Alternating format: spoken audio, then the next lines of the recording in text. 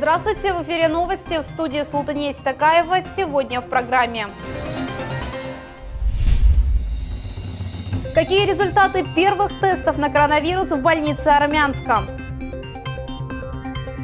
Большой поток машин и люди без масок. Власти Крыма пригрозили штрафовать за нарушение режима самоизоляции. Искусственный риф появится на побережье Семииза для защиты от волн. Университетская акция становится всекрымской. Благотворительность объединяет города полуострова. Как обучиться крымско-татарскому танцу в условиях карантина? Работники и пациенты больницы города Армянск сдали отрицательные результаты на COVID-19. Ситуация под контролем, заверил граждан глава Крыма Сергей Аксенов.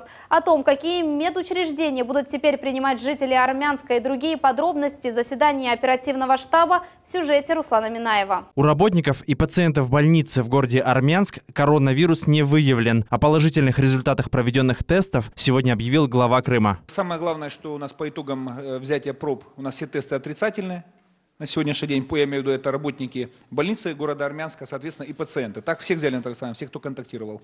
Слава богу, все пробы отрицательные. Определились и с медучреждениями, которые будут принимать армянцев в ближайшее время. Вся патология экстренная идет на Красноперекопск. Вся патология, связанная психоневрология, это первая психиатрическая больница, город Симферополь. Роженицы у нас уходят на Джанкой, и инфекционные больные также на Джанкой.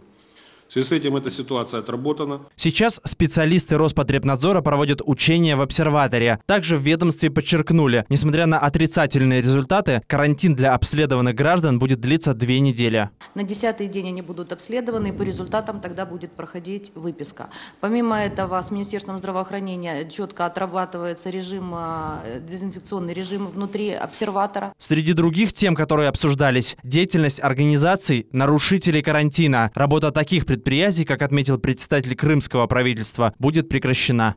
В одностороннем порядке, так профильное министерство, если выявлены нарушения на предприятия, которые ведут деятельность, министерство в одностороннем порядке отзывает подтверждение на право осуществления деятельности, а также в добровольном порядке будет инициировано прекращение деятельности предприятия в целом. Обсудили и содействие предпринимателям Крыма. Сергей Аксенов поручил правительству подготовить республиканский пакет мер для поддержки бизнеса. Правительство Российской Федерации, в общем, анализ делает по стране, то есть и подход будет индивидуальный к каждому региону. До понедельника, коллеги, мы формирование этого комплекса мер по поддержке бизнеса закончим. 100%. Сегодня вице-премьер и министр финансов Крыма Ирина Кивико планирует встретиться с представителями банков и предприятий с целью обеспечения выдачи кредитов по нулевой ставке. Руслан Минаев, телеканал Милет. Прогулки по улицам и игры на площадках. Крымчане не соблюдают режим полной самоизоляции. На улицах увеличилось количество прохожих и машин.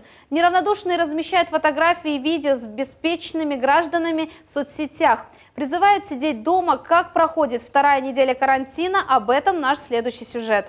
Это центральные улицы столицы Крыма с большим трафиком машин. А ведь до 30 апреля по всей стране действует режим самоизоляции. Таких видео в социальных сетях сейчас много. Например, автор вот этой публикации разместил фотографию с видом на Евпаторийскую трассу. На одной из магистральных дорог негде развернуться.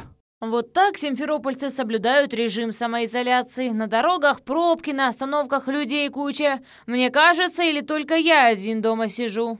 В теплую погоду многие решили заняться спортом в ущерб здоровью. Гагаринский парк заполнен спортсменами и любителями активного отдыха. Многие крымчане думают, что изолироваться должен не он сам, а его сосед. На улице выходят парами, дистанцию между собой не соблюдают. Люди, может быть, кто-то даст мне ответ. Зачем люди целый месяц сидят дома на съемной квартире с детьми и без денег? Выходят из дома только за продуктами, пока другие легко передвигаются толпами в общественном транспорте. Так крымчане в соцсетях обращаются к своим соседям с призывом сидеть дома во время карантина. И не понимают, почему на улицах так много пожилых людей, ведь они в самой большой зоне риска. Карантин в самом разгаре, а половина без масок. Очень много пенсионеров. Куда вы все?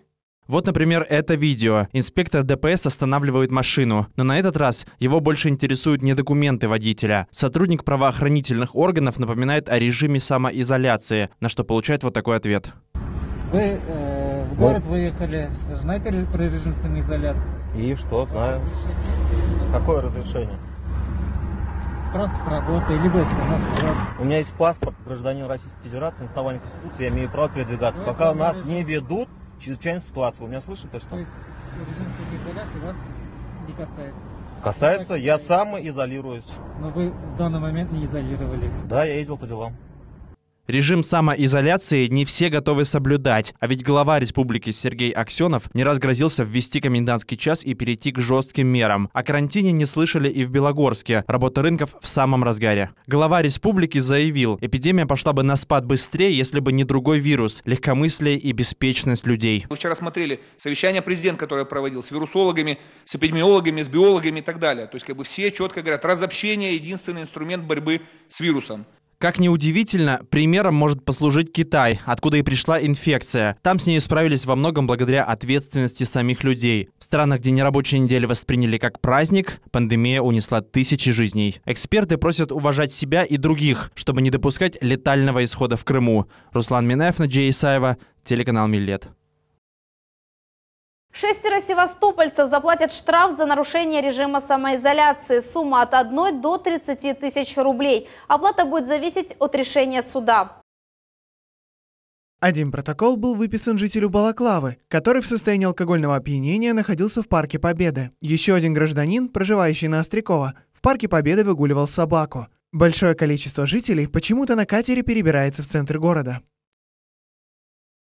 До 12 апреля включительно в Севастополе действует режим обязательной самоизоляции. Передвигаться по городу можно только при наличии специальных пропусков.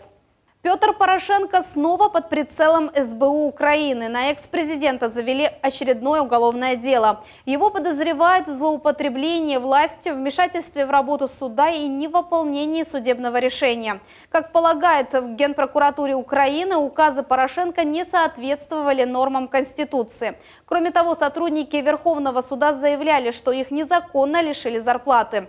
Бывший президент Украины, фигурант почти 20 уголовных дел, но почему-то только как свидетель. Проигнорировал и 30 допросов.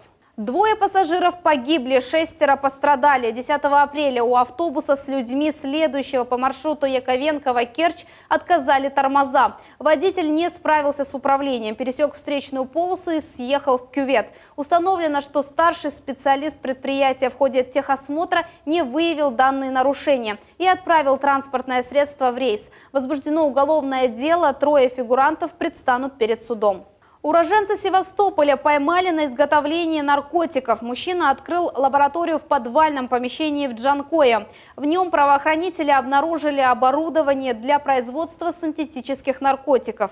Джанкойский городской суд признал подсудимого виновным. Ему грозит лишение свободы на 7,5 лет в исправительной колонии строгого режима. На Черноморском флоте заканчивают восстановление уникальных боевых машин времен Великой Отечественной войны. Технику доставили из военно-исторического музея-заповедника Сапун-Гора. После ремонта военные приступят к испытаниям машин. Раритетная техника примет участие в параде, посвященном 75-летию Великой Победы. Затем боевые машины вернутся в комплекс и будут доступны посетителям музея. На сегодняшний день 2 танка, 2 единицы обслужены и поставлены на ход. Это Т-34 85-го калибра и ИС-2. Су-122 поставлено уже на ход, проводятся сейчас пробеговые испытания и стационарные испытания. На Су-152 сейчас уже двигатель установлен, проводится монтаж двигателя, монтаж коробки передач, замена резинотехнических изделий.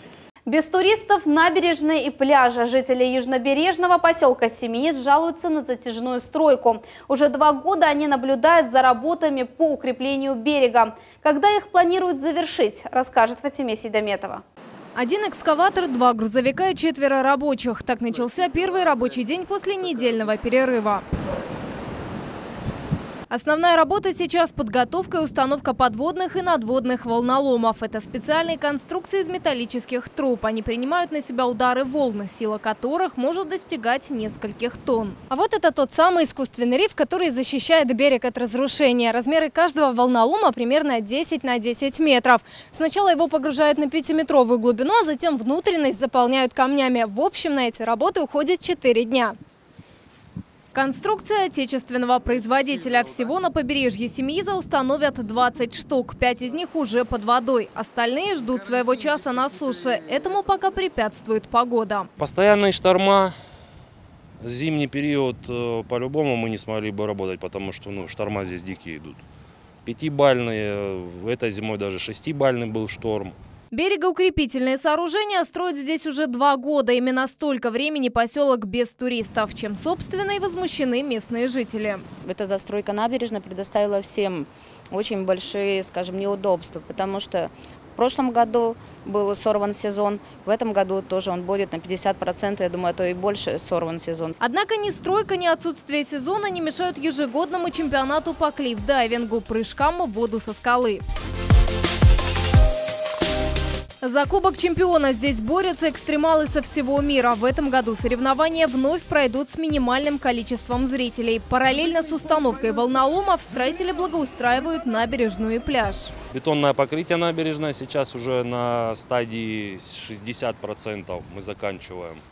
Общая стоимость ФЦП более 250 миллионов рублей. Закончить работы подрядчик должен был в прошлом году. По решению крымского правительства срок сдачи объекта продлили еще на год. Поставлено условие, что в этом году в сезон, а работать на гидротехнике можно буквально 5 месяцев с мая по сентябрь, он должен завершить строительно-монтажные работы. Но в случае отставания от графика подрядчик рискует потерять проект уже летом. Вам все сказано. 10 июня мы с вами расторгнем контракт 20-го. Если вы отстанете на 10 дней, все. По дополнительным вопросам и просьбам от подрядной организации министр строительства и архитектуры Крыма Михаил Храмов пообещал разобраться до конца недели. Фатиме Сейдометова, Арсен Фукала, телеканал Миллет. Для крымских медработников, соцработников и сотрудников Роспотребнадзора ввели льготный проезд на пригородном транспорте. Нововведение действует с 8 апреля до 1 июня на автостанциях Крымавтотранса. Для этого работникам Крымского управления Роспотребнадзора нужно предъявить удостоверение, а остальным справку установленного образца от работодателя. Более подробную информацию можно получить по номеру телефона горячей линии предприятия Крымавтотранс. Его вы видите на своих экранах. В Судаке на борьбу с коронавирусом вышли казаки. Они напоминают жителям о карантинном режиме и следят за его соблюдением на улицах города. Кроме того, с 1 апреля представители казачьих общин и волонтеры проводят в Судаке акцию по раздаче масок жителям, в первую очередь преклонного возраста. Был выдан приказ всем реестрам казачествам взаимодействовать с органами самоуправления, то бишь с нашей муниципальной властью и с полицией. Пенсионерам также раздают номера телефонов, по которым можно связаться с волонтерами и заказать продукты или медикаменты на дом. В администрации города Судак напоминают гражданам о необходимости соблюдения режима самоизоляции. Власти муниципалитета запретили выезд за пределы всем работникам администрации и подведомственных организаций, не согласовав с главой города. С сегодняшнего дня запрещена работа всех предприятий, расположенных на набережных Судака, Нового Света, Кипарисовой и Тенистой аллеях. Призываем жителей, граждан пореже выходить в город, также соблюдать масочный режим. Стараемся все необходимые меры, указанные в указе главы Республики Крым, соблюдать у нас здесь на месте. Акция «Кипу Добро» набирает обороты. К ней присоединяются активисты из разных городов Крыма. Они шьют маски на дому, соблюдая режим самоизоляции. Помогают тем, кто трудится в стенах университета. Напомним, акция стартовала по инициативе депутата Госдумы Руслана Бальбека. Подробнее расскажет Альмас Аблакимова. В стенах КИПу имени Фивзи Якубова тишина. Ее прерывает лишь стук швейных машинок. Здесь делают многоразовые тканевые маски. Используют в основном ситец. Кусочек 44 на 32 сантиметра. Также используют биечку, маленький прямоугольный отрезок ткани. В ширину 3,5 сантиметра, а в длину 30. Обеспечивают плотное прилегание маски к носу, вшивая металлическую вставку. Набор стандартный. Для того, чтобы сшить маску, много времени не потребуется. Буквально 10 минут у новичка и 2 минуты у швей-профессионала. Работают по поточной системе, то есть каждый занимается своим процессом. Один делает заготовки, другой вшивает металлические вставки. Зера Велиляева одной из первых вызвалась поучаствовать в акции. Сейчас я окантовываю боковой срез нашей маски, вкладываю резиночку, чтобы маска плотно держалась на лице человека. У швейных станков 5 человек в день. Они изготавливают около 250 штук. Конечно же, мы бы могли и расширить это производство, но учитывая то, что все-таки скученность и группировку людей нежелательно, поэтому мы уже эту акцию трансформировали в акцию общеуниверситетскую. Маски шьют для сотрудников сельских больниц и те, кто не может их купить. Акцией «Кипу добро» уже заинтересовались неравнодушные крымчане. Решили шить маски ХБ с подручных средств для защиты людей от коронавируса. Желаем всем здоровья. Оставайтесь дома. Так как в сложившейся ситуации мы находимся в самоизоляции, то можем творить добро, не выходя из дома. И в этом мне помогают мои близкие. Для того, чтобы каждый знал, как правильно пошить маску, провели видео-мастер-класс. Увидеть его можно в эфире нашего телеканала и в наших группах в социальных сетях. Эльмаса Блакимова, Эрвин Эмиралиев, телеканал Миллет. Обучиться крымско-татарскому танцу теперь можно дистанционно. Руководитель ансамбля крымско-татарского танца «Атеш» Медат Халилов собрал в своих видеоуроках самые основные движения и элементы народного танца. Тему продолжат наши корреспонденты. Первое. Вытянутые руки высоко. Ладонь в продолжение всей руки. Большой палец под указательным. Хореограф Медат Халилов показывает основные движения для мужчин в крымско-татарском танце. Первое занятие начинается с традиционной агыра вави хайтарма. Изучают положение рук и ног. Ну что ж, пришло время попробовать под музыку.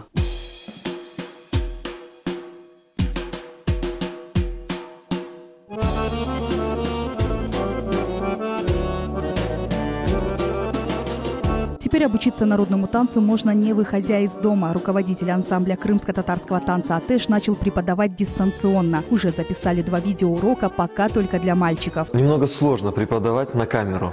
Когда мы проводим занятия, урок проводим в зале с детьми, ты получаешь отдачу от детей, ты видишь результат, получается это или нет. Когда можно подойти и рукой поправить каждого ребенка. Ты видишь в глазах, понимают они этого или нет, воспринимают либо нет. Здесь, конечно же, приходится только догадываться и просто надеяться на то, что я говорю доступно и всем понятно. Медат Халилов давно мечтал о таком формате. Свободное время и возможность появилась только сейчас. Снимать занятия на камеру ему помогает фотограф Ильдар Ибрагимов. После выхода первого урока посыпались просто сообщения, комментарии, личные звонки. Людям очень нравится, люди пробуют учить и говорят, что очень доступно. Это нас очень радует. Также многие просят видеоуроки для девушек, над которыми мы сейчас работаем.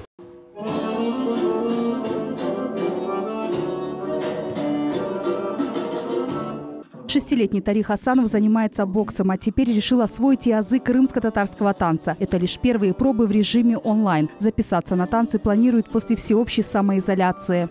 Ждем следующие уроки. Идея Шабанова, воспитанница ансамбля. Танцами занимается с 3 лет. Во время карантина продолжает репетиции в домашних условиях. И тебе нравятся уроки Медатага? Конечно, нравится. Хоть и сейчас все закрыто, но я могу заниматься дома. Сава Медатага за прекрасные уроки. Самоизоляция – время не только уберечь свое здоровье, но и развиваться духовно и физически. Все занятия по танцам можно найти на YouTube-канале. Для этого нужно в строке поиска ввести «Атеш урок». Айша Шулакова, телеканал Миллет. Это все новости на сегодня. Оставайтесь с телеканалом Миллет. Всего доброго.